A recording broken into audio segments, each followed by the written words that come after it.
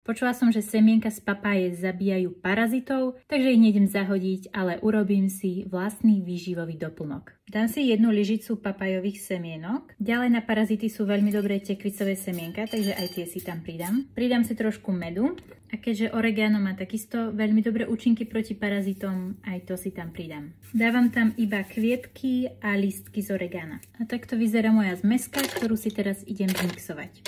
Ak máš menší mixer, určite ho použij, ja nemám iný, takže musím to v tomto mixovať. Kvôli mixovaniu tam pridám trochu vody. Takto hotová zmeska vyzerá. Dáme to na papier na pečenie, rozozrieme na tenko a zvyšnú papaju pridám len tak pomimo.